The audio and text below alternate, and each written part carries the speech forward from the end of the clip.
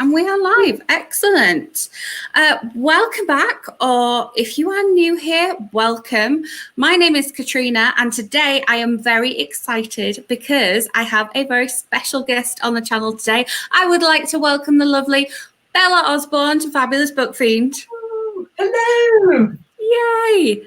Bella is here because her new book, Meet Me at Pebble Beach, comes out in the UK on Thursday. It's come out in 4 little parts so far, so we have had a chance to read each part. But if you've been waiting for the whole thing to come out, I know there are some of you out there that like to wait for the whole thing. It is out on Thursday. So very, very special welcome to you, Bella. Would you like to tell us a little bit about Meet Me at Pebble Beach? I'd love to. Well, hello, Catriona. It's so lovely to be here. Thank you so much for having me on this very sunny bank holiday Monday. So Meet Me at Pebble Beach. I could read the blurb, but I'll give you my sort of brief summary of it, really. So our main character is Regan, and she's a bit down in the dumps about everything. She buys a lottery ticket, stores it in her desk at work so it's nice and safe. And she's got a good relationship with one of the guys at work. They sort of tease each other and prank each other, but it's not the best job in the world. And they draw up both a list of what they'd do if they won the lottery. And she comes in on the Monday and he's jumping up and down and says, "Check your ticket. I think you've won." She checks the ticket. There's one winner, £10 million. So she tells her useless boyfriend where to go, tells him he can get rid of all her stuff, give it to charity, tells her boss where to stick his crummy little job. And she walks out with her head held high to find out a few minutes later that the whole thing is a prank and she's not won a penny. That's it. that's where it goes from there. And all she's got is the list that she made, her wish list of what she'd do if she won. And she then has to try and turn her life around. I think that has to be like one of the meanest pranks that you can do to someone, especially when you're like, I can get rid of the rubbish boyfriend, I can get rid of the rubbish job, and then actually, no, you can't. Well, I think we all think about what we would do if we won, and it's that point of going, right, I can do all of those things. Yeah. I am going to jump into some questions. I have some questions for you, and then I have some questions from lovely viewers, and I am, of course, watching the comments. So if you are watching and you have any questions, or you want to jump in with any questions off the back of something that I ask, go ahead and comment. First of all, you've kind of introduced us to Meet Me at Pebble Beach, but what's the one thing that you love most about this book? Nice, easy one to begin with. I think it probably is the message that you don't have to wait to win the lottery to seek you out your dreams and make those dreams come true. I think that's probably the big thing for me is, and I think people do think, oh, if I won the lottery, it's like, well, what are you waiting for? Because the chances are like 14 million to 1. Go and live that dream. Go and find out a way of making it happen. Because life's too short not to. I love that message. I really, really do. I think that's probably one of my favorite things about the book as well. This question is one of my questions, but it was also asked by the lovely Hayley over on Instagram. She asked the exact same question, so great minds think alike. Was there like one particular experience or a person that inspired that idea behind Meet Me at Pebble Beach? Yeah, well, I think there's obviously lots of things that go into the melting pot. Obviously, there's lots of things in the plot, but that main premise came from a few years ago. I've worked in an office for many years, but I had a relationship, as a working relationship, with a guy where we did used to mess about quite a bit, and we used to prank each other. Nothing major, but just lots of little things. And I think it was from there that there was that seed that was, what if things got out of hand? What if a prank went too far? What if it fundamentally changed somebody's life? And I think that's what lots of writers do anyway, is they ask that what if question, and that takes you off down different roads really, and that's where this one took me. Oh, so exciting. So there wasn't anything as extreme as the pranking in Meet Me at Pebble Beach, because all of the pranks in Meet Me at Pebble Beach, I was like, oh my goodness, if this was me, I would either just like not go to work, or I would seriously kick off and, probably just lose my job. No, we used to do things like, you know, fake meetings, and if somebody leaves their desk unattended, turn their screen upside down, that sort of thing. Wow, that's quite extreme. Start typing emails to the big boss, you know, sort of love letters really from the person whose desk it was. That's always a good one. But, oh my goodness. So yeah, it's silly things really. But, yeah, not on this scale at all. No, the pranks in this one, yeah, that must have been like fun to write and think up, like based on your experience, but just take it to the next level, and then the one after that. Yeah, absolutely. It's that. I mean, we've all played bingo in meetings and looking out for those buzzwords, those sort of things. So all those, it's taking that silliness up a notch. Yes, yeah.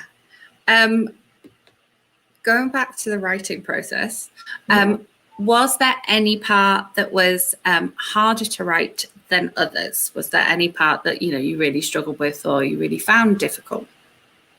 Not that I recall, if I'm honest. I can't think that there was anything. I think part of that is because I'm a huge planner, so I get my knotty bits out of the way before I've got hair in the way.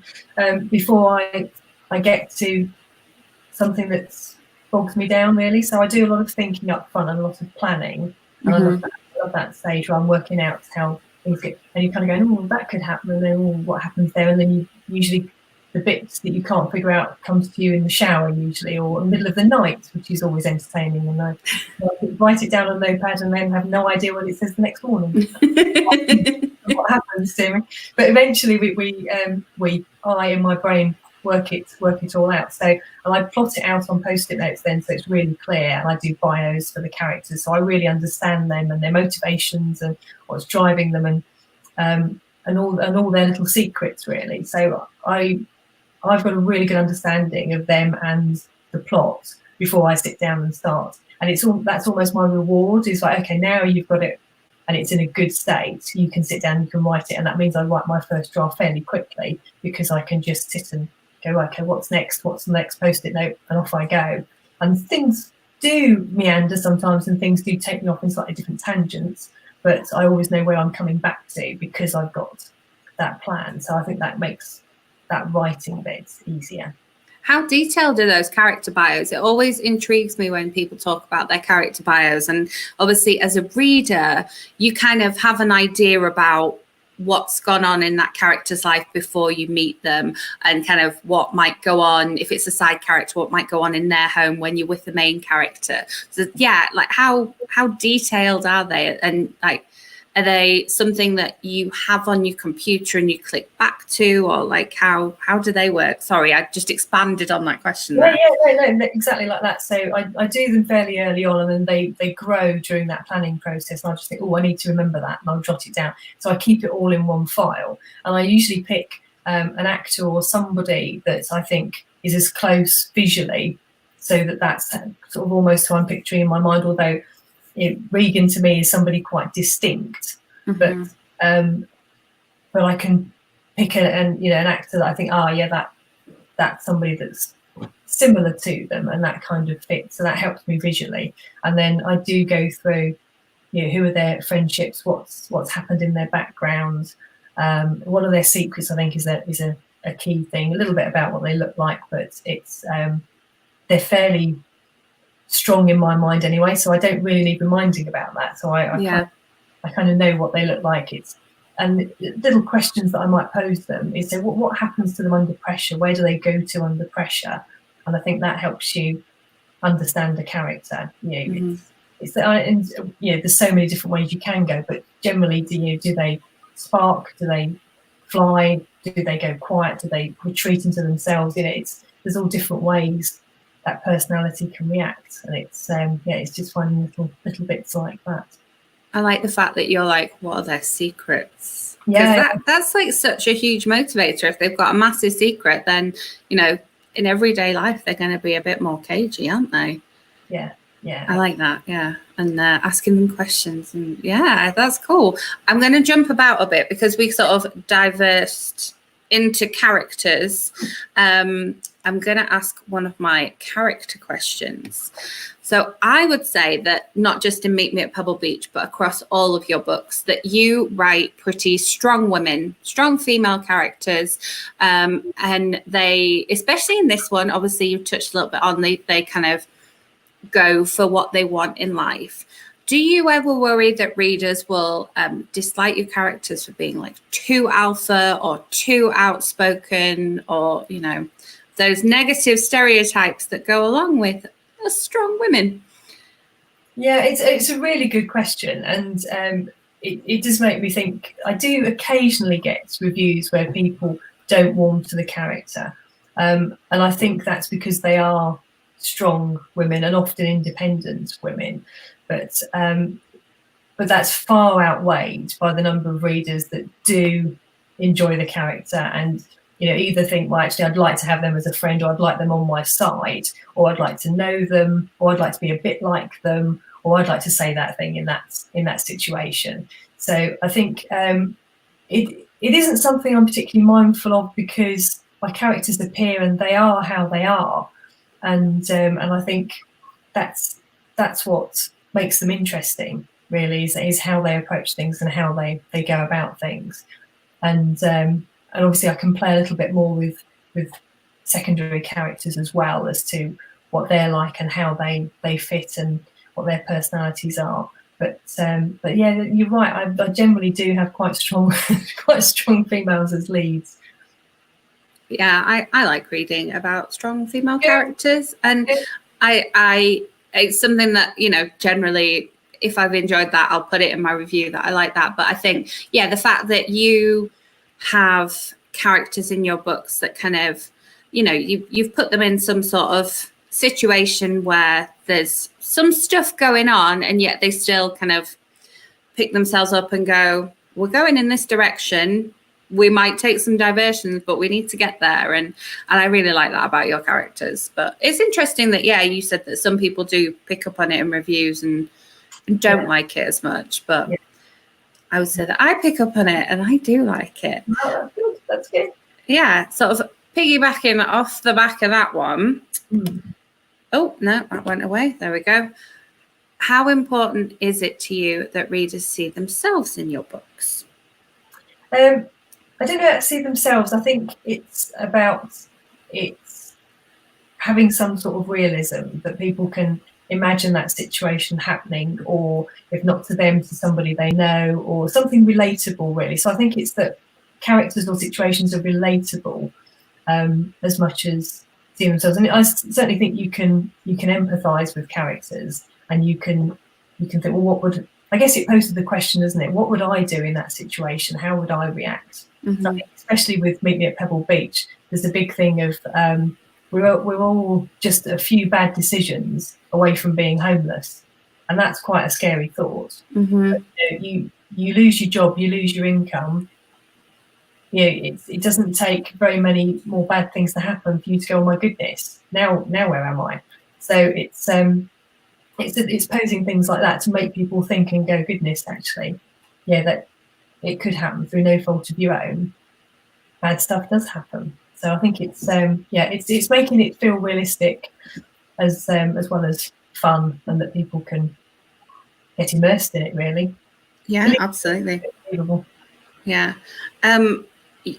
A couple of your secondary characters in Meet Me at Pebble Beach, I would definitely say, are more diverse characters. Mm-hmm. Do you, obviously, sort of the adult rom-com genre is known for not being the most diverse in some cases. Is that something that you're conscious of when you're putting these characters in, when you're writing these storylines and backgrounds for them?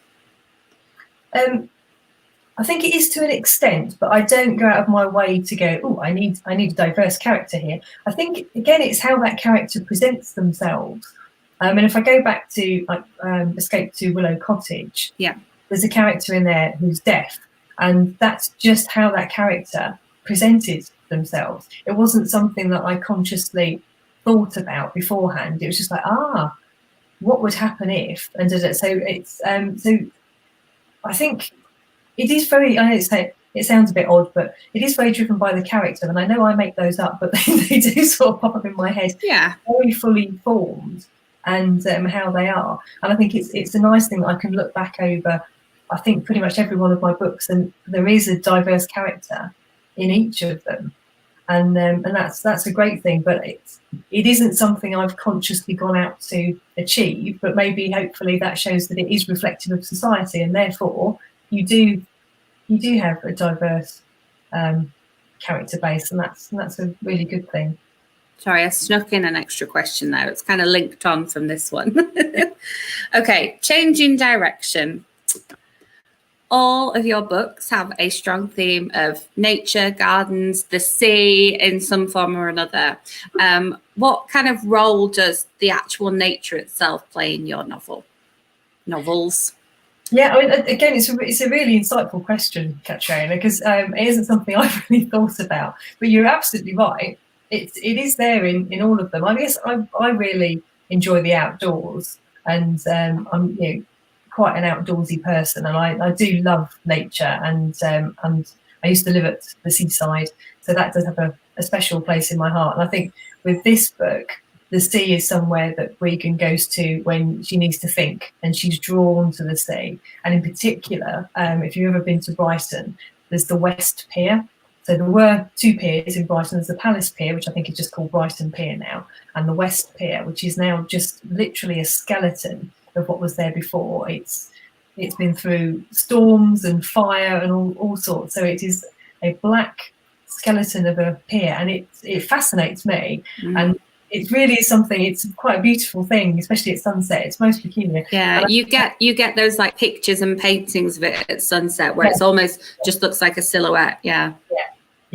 It's something about it, and Regan is drawn to that, and she sits down in front of the West Pier and the sea, and she sits there, and that's her thoughtful place. And I think the sea, there is something very commanding about it, and incredibly powerful as well, especially when it's at its fiercest. But so I think I think we're drawn to nature, although obviously we now live a very different life than we would have done a few thousand years ago.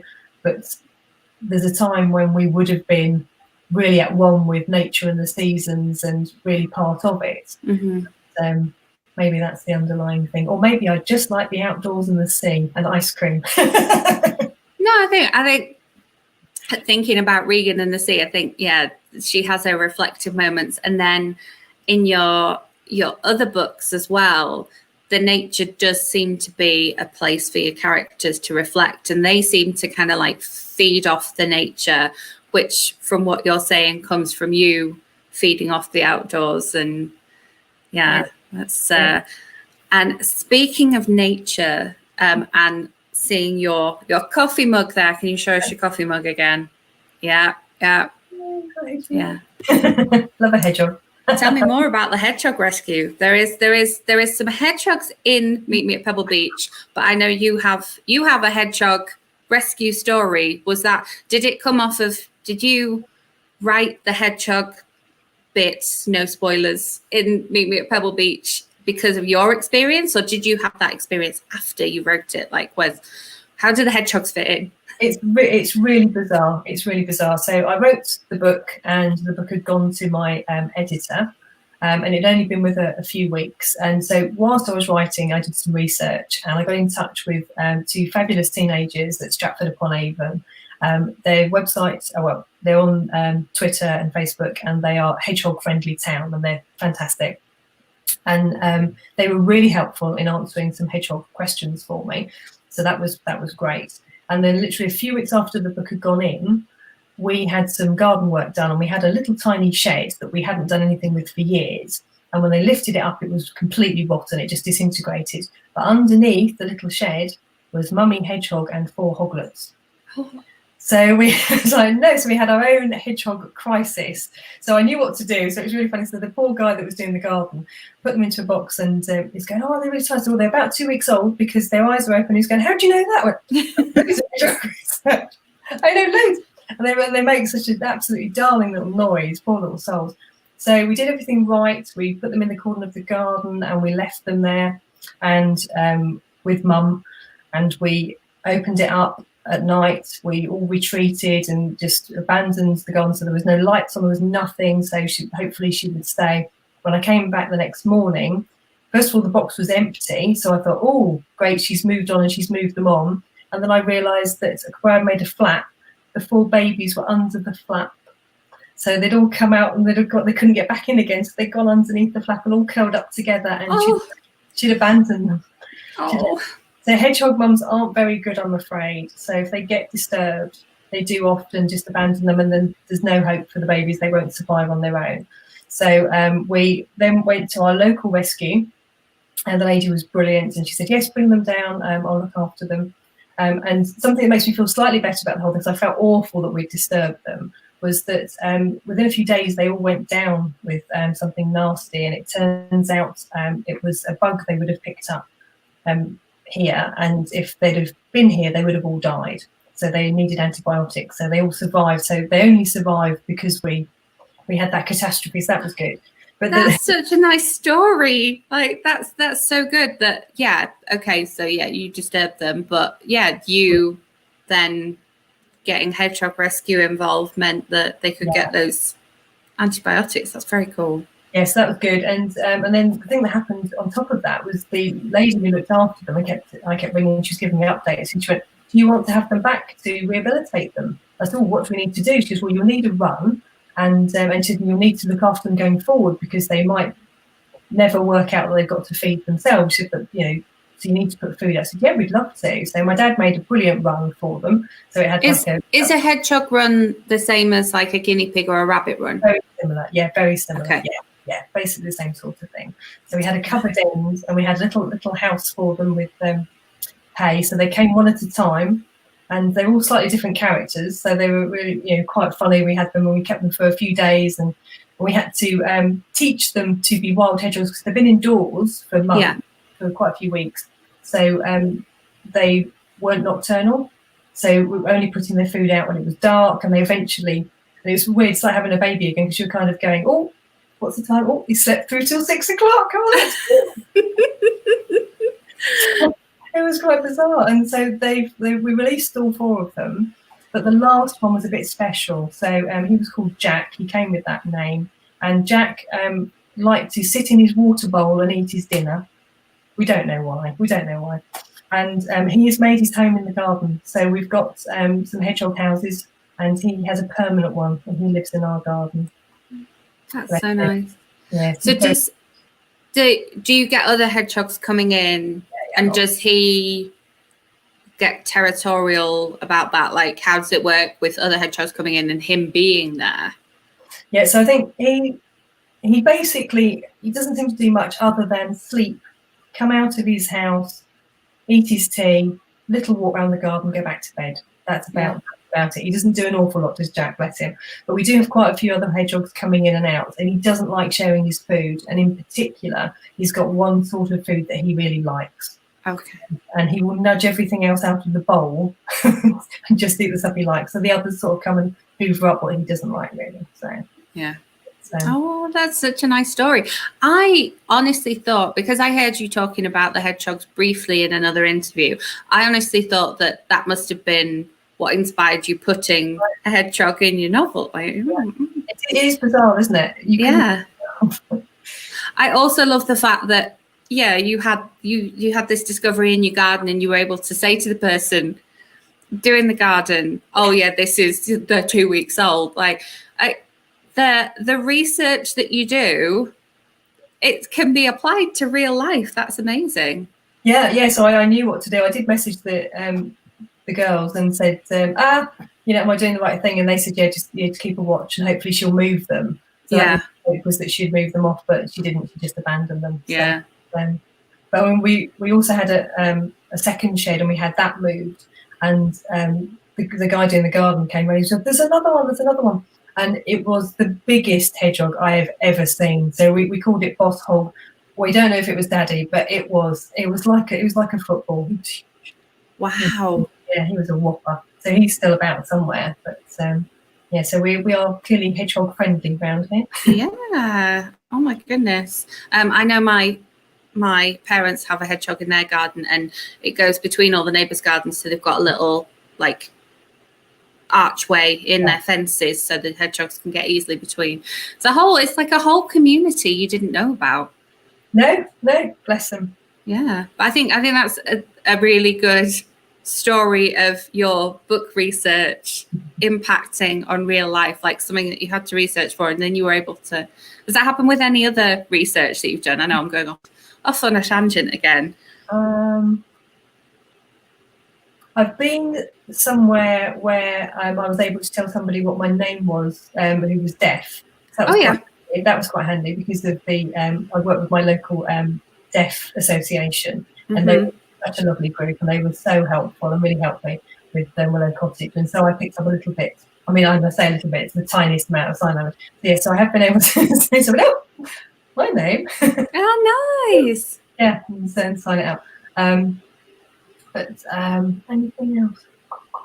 I mean, that's cool as well. Like your research coming out in real life. Yeah. I can't think of it off the top of my head. I can't think of anything else. Yours is quite nice and short to spell. Mine's long to spell. But yeah, we shortened it to Cat. It's just it's my sign name. Yeah, I see. Mine's Belle. Oh, nice. Yeah.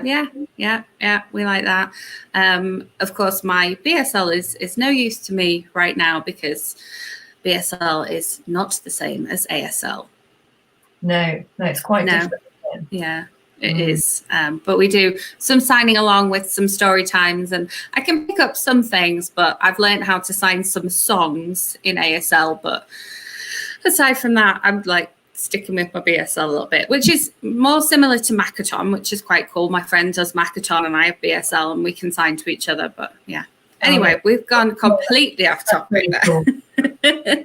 Completely off. Okay. Are you ready for a deep and meaningful question? You've had your sip from your hedgehog mug. Yep. Has writing this novel changed you as an author? It's deep and meaningful, isn't it? It is. Yeah. For a bank holiday as well.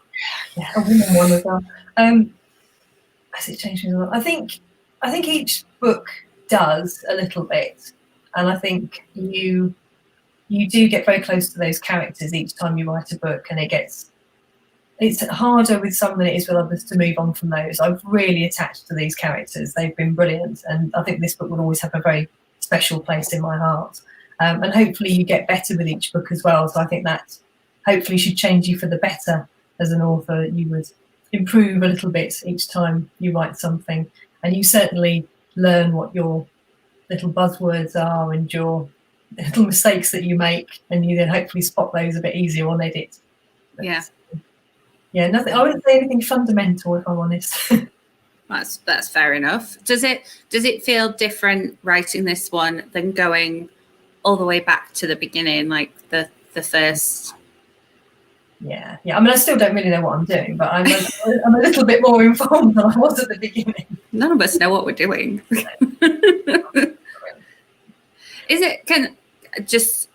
Sorry, I'm adding an extra question. I hope that's okay. I really like reading the individual parts of your novel as they come out, and I think it's really, for me, I feel like that will open your audience up, because you'll have people like me that kind of, I have time to sit down and read the whole of one part, whereas I wouldn't necessarily have time to sit down and read the whole novel from start to finish. And so I really, really like that. And I get really excited for my pre-order hitting my Kindle, part 3 is coming today, or, we get to read part 2 now. It's so exciting. Do you write it as one thing and then you break it up, or do you write each part as an individual part and then put it together? Because I think Meet Me at Ottercombe Bay, coming home to Ottercombe Bay, Meet Me at Pebble Beach, coming home to Ottercombe Bay.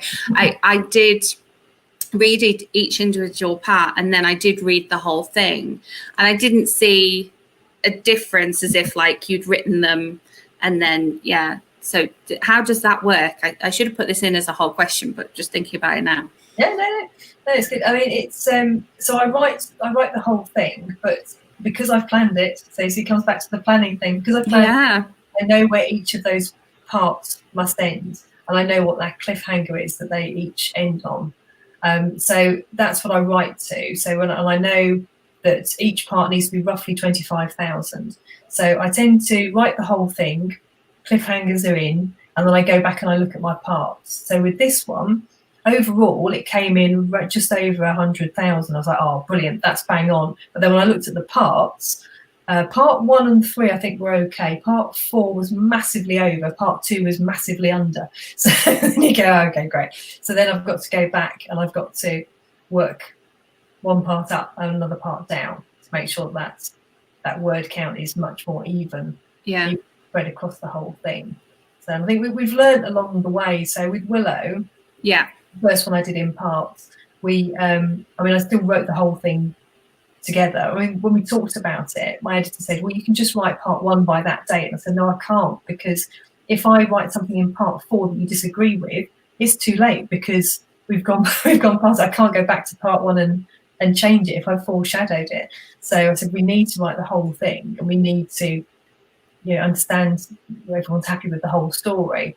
But what we did was we edited it in parts, and each time we edited the part with Willow, it grew, and then got bigger and bigger. So when we put the whole thing back together, it was really big. So it's my chunkiest book, but that's why. So we've now learned that I write and we edit it as a whole thing, and that does work much better for keeping a control on the numbers. Yeah, that's really interesting. I don't know why I didn't think to ask this question, but I'd always wondered whether it was because you do have cliffhangers. For the fact that you write the whole thing, how do you manage to fit in 3 cliffhangers at very specific parts, the end of quarter 1? That's down to the planning and working out how that all fits together. And obviously they all need to be intrinsic to the plot for it to hold together. So hopefully certainly with this one, they build on each other. What was the thinking behind releasing them as separate parts? Because obviously you did that with Willow, and then everyone after that's been the same format. What was the thinking behind it? So it's come from my publishers. It's come from Avon. They asked if I would consider writing a book in 4 parts. It was something they wanted to do commercially. Yeah, it's something that was working well for a couple of other writers. Well, I think at the time it probably was only Kathy Bramley who was doing it. So Kathy led the way on that, and it was really successful, and people seemed to really enjoy it. And I think that's the thing. It's about giving readers choice. So they asked me if I thought I could write one like that, and I said I could definitely give it a go. And Willow was good because it had 4 seasons, so that helps. Wildflower was the same, so that helps you work around those 4 parts.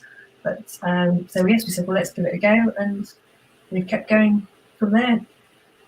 Are you ever envious of authors that they just write from start to finish? They don't have to think about the thought, because you've given yourself an extra job there. Too right. Well, it's funny because the next book I've written, so I've got 2 books out this year, which is the first for me. I've written a Christmas book, and so I wrote that in the same process. So there's the 4 parts, but then we had a meeting back in September, and I said, when's it coming out? So we're looking at October. I said, if we're doing October for the whole thing, because it's a Christmas book and what's in the market, that means it's going to be out in August, part 1.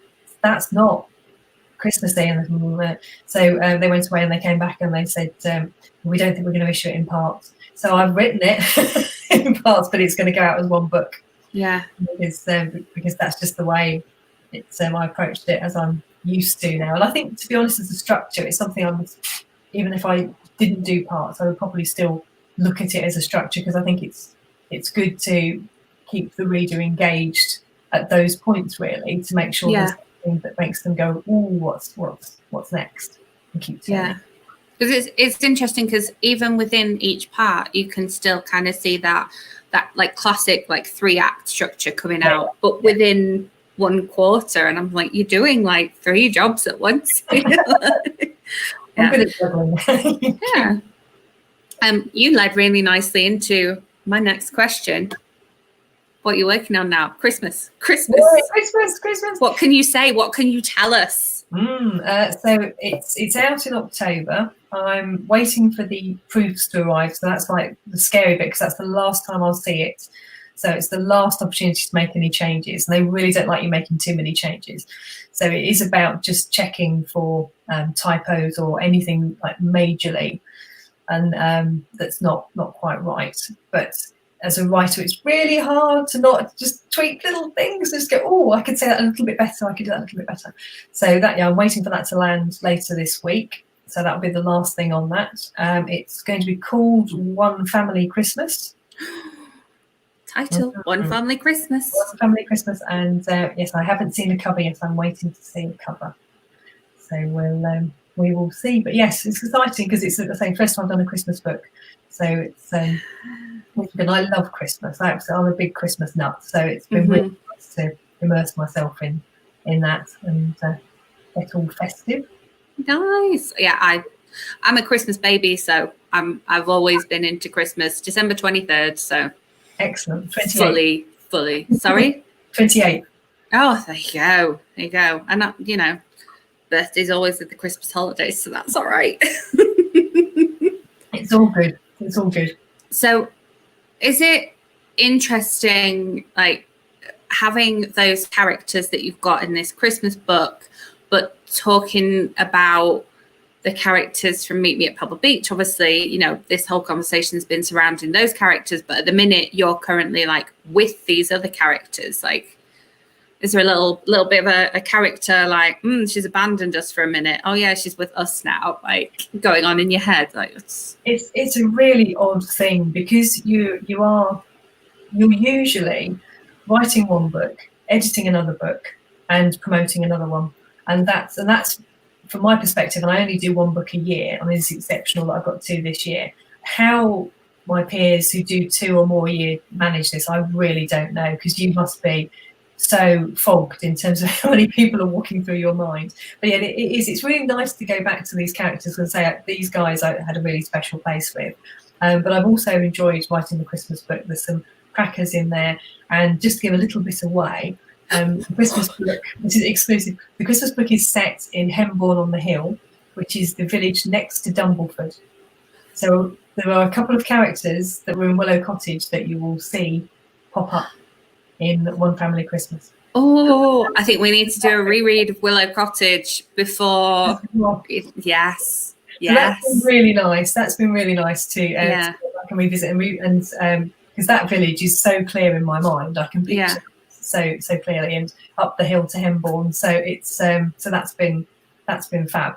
But now obviously I'm coming out of that because I've just got a proof to do, and that's gone. And I've started writing. I'm 10,000 words into a new story. So I've got 2 characters, but they popped up while I was editing, and I had to literally put them in my mind, sat them on a bench with some fish and chips, had to go and work on something else, because hadn't got the headspace. Yeah. But I need to not do very much until I know what I'm doing with you. And so that's the next one. Waiting in the wings. Wow, how exciting. Did you reread Willow Cottage before writing this one, or did you like read through your notes, or was it just still so clear in your head, that setting? Yeah, it is so clear, and the characters are as well. And there's a couple that just had to pop back up again, really. So a certain one with a trolley had to have an appearance. And so that one's looking like an October release. Yes, I think at the moment it's penciled in for the 15th of October. I don't know if that's confirmed. Yeah. Like mid-October. Exciting. I'm very excited to jump. I think I'm just about ready to jump into Christmas books already. Like, I'm done with summer now. Like, we're ready for Christmas. Yeah. You were talking about the fact that you kind of like have promoting one and editing one and writing one. So I asked about if there was any part of this that was particularly hard to write, but we had a question on Instagram. Caroline K. Author on Instagram asks, what's your favourite and least favourite part of the writing process? Okay, thanks for the question, Caroline. It's really easy. My favourite part is first draft. I love that when you can, I think because I've been building up to it at the planning stage, so I'm right ready to write and get that down. So I always find that the best bit. And I absolutely loathe editing. I can't stand editing. It's just, I've written the book once. I mean, seriously, what? It's no, I'm just not an editor. And I know some people absolutely love that part of the process. They hate the first draft. They like getting to the editing. It's like, no. And I do it, and obviously when you work with a good editor, it always makes the book better. So it's absolutely the right process, but I find it quite painful at times. It's not, it's really not my thing. No, I think that's what puts me off. So I know when I was writing like essays at university and stuff like that, once I was done with it, I wanted it gone. Like I didn't even like to like read through and proof check. And like, yeah, I think I'm similar even with like the blog posts. I'm like, right, done now. Yeah. So I think that's what puts me off like writing, because I know I would hate that process, like the editing process. If you ever sat down and worked out how many times you read the same book, it must be phenomenal. Because I mean, I must do about 5 edits before it goes to my agent, and then I'll do another edit on her comments, and then it goes to my editor, and then we do structural. And structural, I'll probably go through it a couple of times then, because that's your big changes. Then it goes to line edit, and then it goes to copy edit, and then it goes to proofread. And so it's, you must have read it about 10 times, literally 10 times before it goes. So you do get to the point where you are sick to the back teeth of it. And also, because certainly with romantic comedy, you've read all those gags so many times, you just think, well, it's not funny. You're like, I'm not funny. It's terrible. It's terrible. Everyone's going to hate it. And then you wait for the first reviews and hold your breath. Well, you make me laugh. It's fine. Yeah, good. Yeah. It's nice because I can sit here and have that British humour. Like I think that's one of the reasons that still so much of what I read is by British writers, because the humour is different. As much as like there is humour that works across both, but definitely it is different humour. And so reading, your books, especially because when I read them as the individual parts, it's nice because I know that I am going to sit down, and I do read yours in one sitting. I sit down and I'm like, right, this is like my time to read part 2 now. And so, yeah, it's nice because I know I'm going to have those laughs, and I can really like invest in the characters. And I know what's funny for them as well by that point as well. Like this is a funny move for them, So it's an interesting one. We have another reader question here. Thinking about the writing process still. Linda, aka my mum, asks, Hi, Linda. what stage in the writing process do you decide on the final title of the book? So it has a working title when it goes into my editor. And depending on the editor, you'll either have an opportunity to discuss that title and share some ideas, or sometimes they just come back with something they feel is strong and fits. And usually that's agreed. Yes, we've just agreed it for the Christmas book. So yeah, just before the final edits, probably before the final proofread. So it's while you're still in editing, then we sort of bottom out what it's going to be called, and then that then informs the cover as well. Does the title in your mind ever differ from the title that ends up on the book? Like, do you kind of have an idea of what the title's going to be, and they're like, no, that doesn't work, or there's 3 books that already have that title? Does that happen? Yeah, absolutely. Yeah, absolutely. And I think it depends sometimes, because you know it's probably going to change, so don't usually get attached, or try not to get attached to a title, because it's often going to change. And commercially they know what they're doing, so you have to accept that they're doing it for the right reasons. So, but sometimes it is difficult when there's something when you just think, oh, I think that fits better or that works. But I think it's interesting because I've seen other authors where they're agreeing titles before they write the book. I think that's an interesting approach, and I don't know if that sits easier because you then know at the start what it is. I don't know really, but then things can change. If it would take 12 months to write it, things can change in 12 months, can't they? So somebody else could at the same time. So yes. And then your Christmas one, is that your only book that doesn't have like a kind of location in the title? Yes. Yeah. No, that's second because we've got a family holiday. Oh, yes. And this is One Family Christmas, not connected to a family holiday. No. It's all about the family. We've moved away from nature. We're about family now. About family. Are there any like hedgehogs, dogs, cats? Can you tell us? Are you allowed to tell us in this Christmas one? Have we got any fun animal friends in here? We have. So it's set around a manor house, and the cat that lives at the manor house is the Duchess, and she is a seal point Persian, I believe. I must check my notes. That's totally what I pictured when you said the Duchess. Yes. She's very particular, bless her. And there is also a scruffy little dog who appears. So I can't really tell you too much more about him, but yes, there's a scruffy little dog. So yeah, there's two animals in the Christmas one causing mayhem. Nice. Oh, exciting. We have another viewer question from Kelly, who I believe is still watching. She left us a comment earlier as well saying that this was so exciting. So I think she's still watching. Hi, Kelly, if you are watching. She asks, if you could have lunch with one of your characters in real life, who would you choose and why? Oh, that's a really tricky one because there's so many that I would really like to sit down with and have a good chinwag with, really. I think I'd probably like to sit down with Tim and Kate from Sunset Cottage just to see what they're up to really now. So what have they been doing all these years? How are they? What's going on? How's Tim's acting career? So I think that would be really nice to and obviously I think your first book always has a very special place in your heart. So those characters, even though it's been sort of 6 years since I wrote that book, and longer because I wrote it over a few years, I'd still like to sit down with them and catch up and see what they're up to now.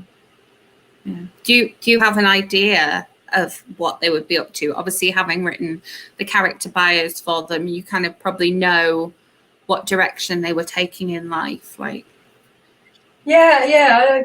I mean, I think they may well have done a stint in Hollywood and then decided to come back and settle over here. I can imagine that happening with those two. But ultimately, they're both home birds. But yes, I can imagine a few things. Obviously, Sarah, the best friend, she would have got into a number of scrapes, I would have thought. I think there's quite a bit gone down between all of them. Have you ever wanted to kind of pick up and write a bit of a sort of short story or novella type thing, revisiting these characters? Because I know obviously like Paige Toon did that with her One Perfect Christmas. It's got like a little like extra chapter or novella for like a lot of her novels, and then they were released separately, but they're all in the bind up of One Perfect Christmas. Have you ever had any desire to do that? Short stories I really struggle with. I find them really hard. I'd rather write a novel. I think those that write short stories, you have to be really clever because you've got a limited amount of space and words, and you've got to bring those characters to life. And really, with a short story, you want some sort of twist on the end or some sort of moments, and those are really difficult to write. And that's there's an awful lot of effort goes into those. So I think if you say short story, I come out in a bit of a cold sweat. So it's like,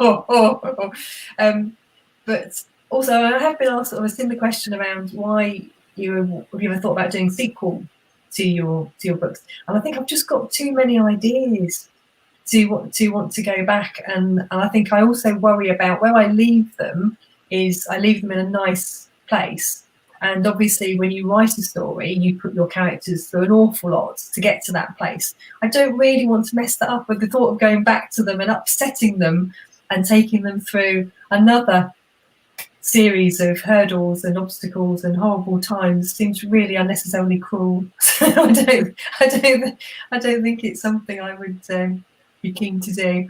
Yeah, I can see that, definitely. Yeah, you've written their ending, happy or otherwise, and that's where you want them to stay. I do have another question. I don't have a banner for it. I'm sorry. So let me take that one down. We'll go back to just our name. This is another question from Linda, which is coming via WhatsApp. Have you ever thought about writing in another genre under a different name? Maybe this is obviously something which, we know that some people have written in different genres and they use a pen name or a slightly different name. Is that something that you have done or considered? Well, it isn't something that I planned to do. However, just over a year ago, I had some characters pop up and they appeared in my mind, and they were so strong and they were really, really clear, and they wouldn't leave me alone. And I was meant to be writing another book, but they would not leave me alone. So I just thought, I'm going to have to write their story just to get it out of my head. So I did. So a year ago, I sat down and I planned and I post-it noted, and I've written their story. So it's I think in terms of badging it in the current climate, you'd say it's cross-generational uplit. So it's sounds good, doesn't it? But it's basically cross-generational uplit. So it's an uplifting read, and it's not a romance, and it's got two protagonists, one who's a 16-year-old boy and one who's a 72-year-old woman who's into martial arts. So it's got a real juxtaposition of characters, but they're both lonely in their own ways, and they're brought together by their local library. And so that's sort of the premise of it. So that's with my agent at the moment, and I'd love her to find a home for it, but it certainly isn't. It's not a change of direction for me. It isn't somewhere I'm going. It's much more of a book club type read. It's much more like sort of the Lido, something like that. Well, you saying cross-generational uplit, the Switch, Beth O'Leary. Exactly. That is cross-generational uplit, yeah. Yes, spot on. It's that sort of story. Yeah. So my agent was a little bit concerned. She was like, "Oh, are we having a change of direction?" I was like, "No, not at all.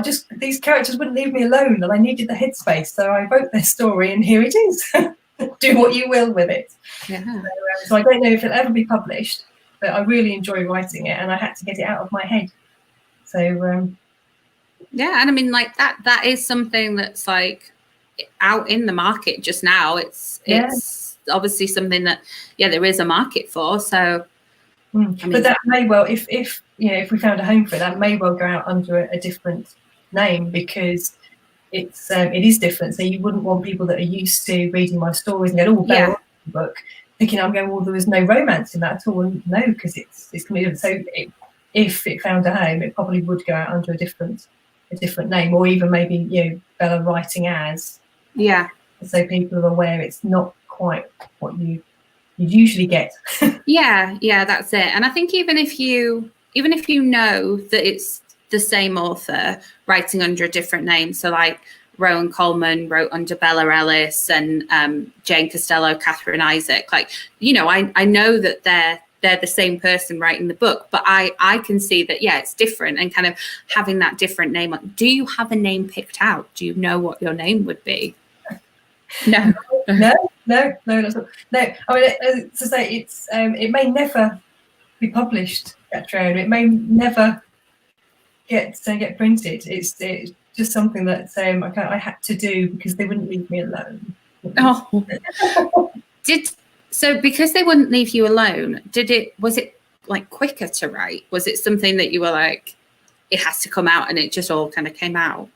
Yeah. And I planned. I've got the plans up above me actually on a pin board. So all my tiny post-it notes, and I alternated chapters, which I've never done before. One of the characters was in first person, which I've never done before. So it was a very different thing for me. But so it's like a dual narrative as well. Yeah. I need to read it now. I mentioned this on another interview, and everyone was going, "Oh, I really want to read that. I really want to read that." Yeah. You know, if my agent is watching, there's a market for it. Yeah.